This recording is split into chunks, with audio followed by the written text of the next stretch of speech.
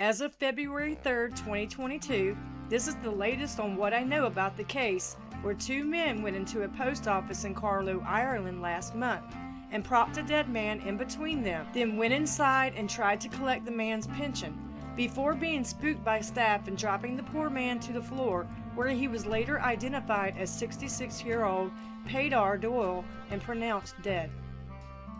This is update part 4 on the latest of this really weird case that happened last month in Carlow, Ireland.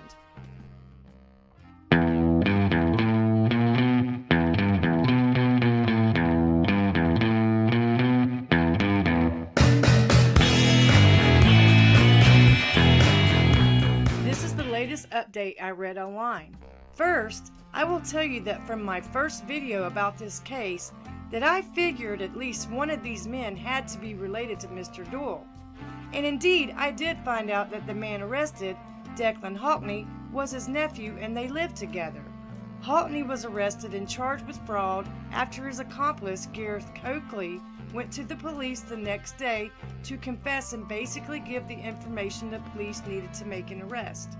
Hockney is maintaining innocence and said that his uncle had been feeling unwell for several days leading up to his death, and has since admitted that his uncle may have died in transit after noticing his body becoming limp while the three were en route to the post office that day. However, it has already been established by the coroner that he was dead when they carried him into the post office, which was obviously visible by many witnesses that ended up scaring them and causing them to flee, leaving Mr. Doyle's body behind. Hockney has literally called it bullshit about claims made by Carlow citizens that he is a murderer, and so far, the report has ruled out foul play. The case is mainly focusing on the fraud when he entered into the post office that day twice, that second time with his friend and dead uncle in tow to try and collect the pension, worth around $237 American money.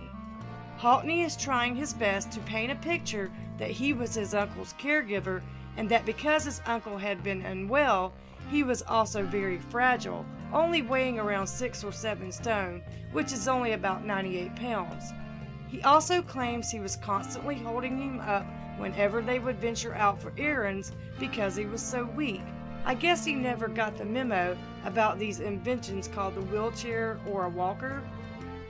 But with all these excuses about the poor health of his uncle, he claims was dear to him, he says he didn't notice his uncle had passed away. So then why drop him to the floor and run? I seriously doubt that his defense will hold up when he goes to trial for trying to steal his dead uncle's pension. He also claims that the locals have been very hostile towards him, calling him a murderer, and he says he was beaten up by what he referred to as scumbags from the notoriety this case has received. Another claim he is making is that drugs were not a factor, that he had been clean from heroin for 3 years and served prison time after he robbed his aunt when he stole her bank card. He is very unhappy that he is being called a drugged out, no good idiot, and that people believe he murdered his uncle to support his drug habit. Surprisingly, even though his own family has recommended he keep a low profile for now, he has been outspoken about this incident, trying to excuse his actions. In one report he said, "Am I cuckoo? Am I cuckoo?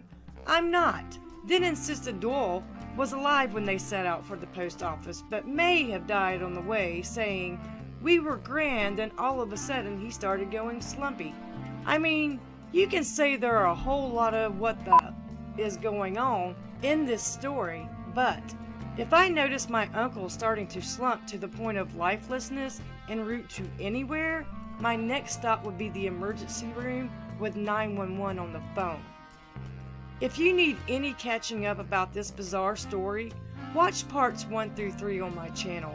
Meanwhile, here's the news clip about Hockney's arrest.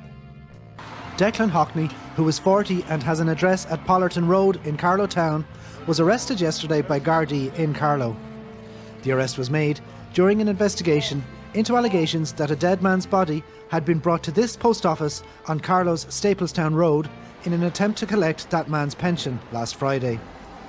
Following questioning by detectives, Declan Hockney was charged with 2 counts of deception, alleging that he used another person's pension card to attempt to withdraw a pension payment of €246. Another man who was arrested yesterday was later released without charge, with a file to be prepared for the Director of Public Prosecutions. Detective Garda Joe O'Keefe told the court today that the accused made no reply to either of the charges against him, which were made under Section 6 of the Criminal Justice Theft and Fraud Act. After hearing that the accused is on a methadone programme and not working, Judge Geraldine Carthy granted legal aid and directed that he be afforded any appropriate medical treatment when he is in custody. As if this story can't get any weirder, here's a photo of the deceased uncle Peter Doyle's funeral with his nephew, who has been charged with fraud, and the one who tried to collect his dead uncle's pension, acting as pallbearer. He is also sporting that black eye when some of the locals attacked him after the story broke. I mean, I don't know. You think this uncle would be okay with him as a pallbearer at his funeral? I don't know. Let me know what you think in the comments.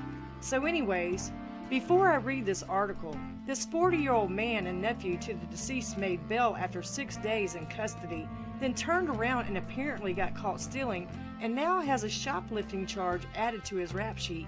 I mean, this case keeps getting dumber and dumber. Anyway, here's the update. So he made bail, and we know he was the nephew of the deceased. Then it was only 1 week after he made bail that he was charged with shoplifting.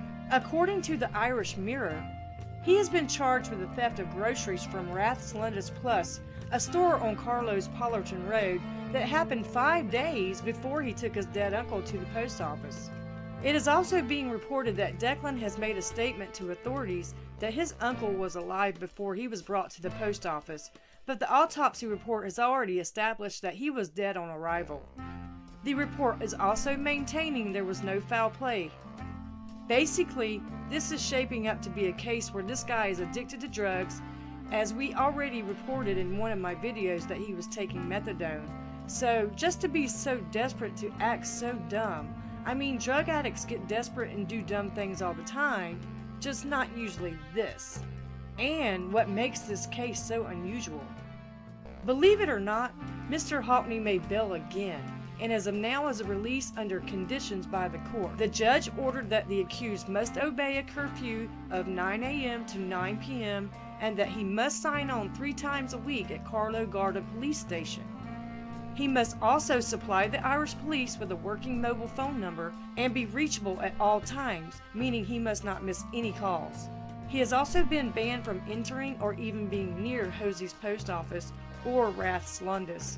The judge also concluded that he must be of sober habits and remain intoxicant-free. Hockney claims he did not know Mr. Doyle had died when he arrived at the post office, but claimed he did notice his uncle appeared to go limp in the car on the way. But police now believe he may have been dead for 3 hours prior to arriving. Hockney also claimed that his uncle was alive when he and his friend dragged Mr. Doyle into the building, but in order to make a defense for himself, claims he believed his uncle dropped dead of a heart attack after they entered the post office. Which makes no sense, because who in their right mind would just drop a beloved relative and flee the scene instead of raising hell for someone to call 911? Unfortunately, Mr. Doyle dropped to the floor, but not from a heart attack, just by 2 idiots. I also read that Declan Hockney isn't too fond of being called an idiot, or as the Irish pronounce it, an idjit. Declan Hockney says that he didn't know that his uncle was dead. Peter Doyle, his name was, that he dragged across town. Peter Doyle. His name is Peter Doyle. That Peter means Doyle. father, doesn't it, Peter? That's it's nice. Sweet, I isn't wonder if it? that's just like father. It's his uncle, though. Yeah, okay. Maybe it's father and uncle. Yeah. Small town. Somebody's father. Could be, yeah. And he dragged him to the post office to pick up the guy's, pension check. Yeah. And they kind of propped him up against the counter, wrapped him around his face like a scarf so they couldn't tell.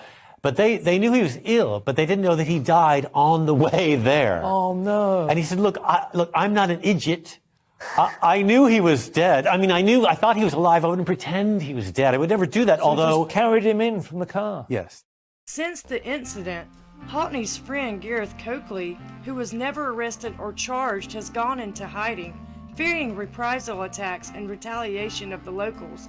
Unlike Hockney, who claims he is innocent and has nothing to hide, even though the townfolk blacked his eye along with ignoring his family's advice when they told him to stay low-key.